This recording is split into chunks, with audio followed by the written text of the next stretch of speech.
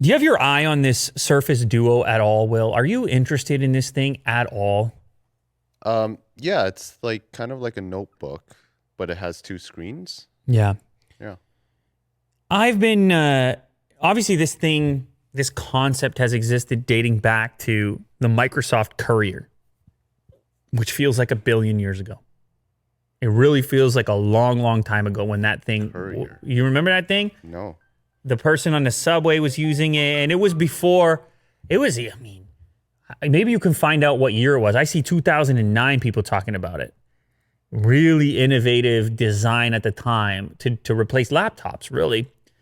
And you could sketch on it, and it just never obviously came to be. However, this is kind of the Duo thing reminded me of it from the moment I had seen it.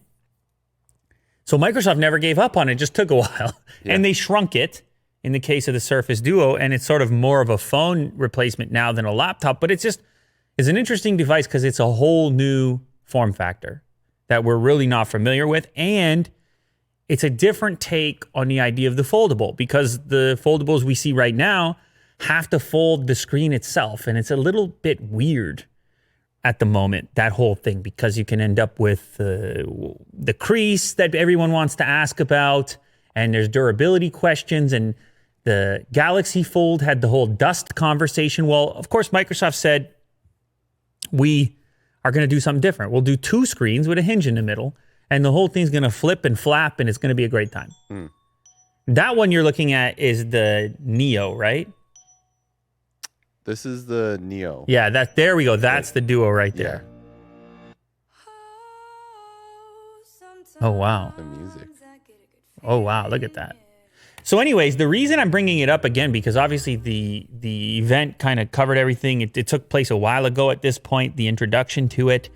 But Panos Panay has been loving this thing. He's being pictured multiple times using the thing. Well, I mean, I guess you would love it if you were him. Kind of imperative that you love it. He's got the thumbs up. Although some people were questioning the caliber of this photo, saying, uh-oh, if somebody shot that on another Duo, we're worried about the photo quality. We're dead. Yeah, but I tend to think maybe somebody just had a smudge on the lens in this photo. I can't really tell. Anyway, he's holding the Surface Duo here, and people noted that it looks a little different in this image than it did previously. It has a kind of ridge around the outside.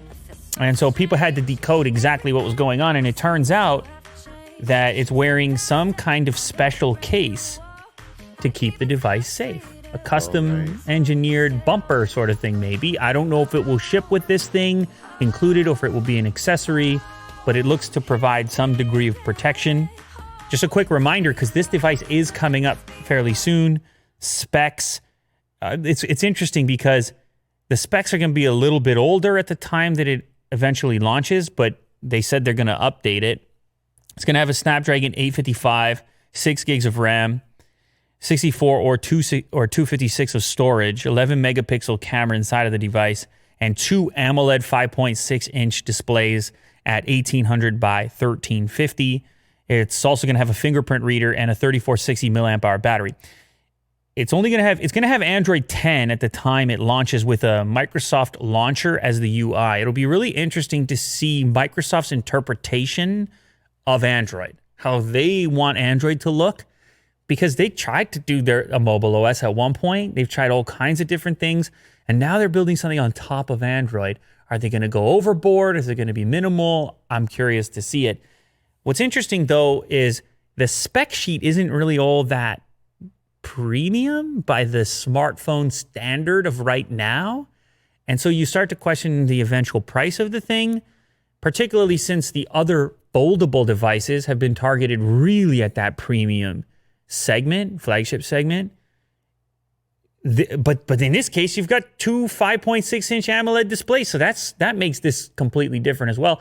I think the real exciting part for me isn't going to be necessarily to stack this up directly against other smartphones, but just to start to think about the device in my pocket differently and to examine whether or not there's any opportunity for it to shift or change.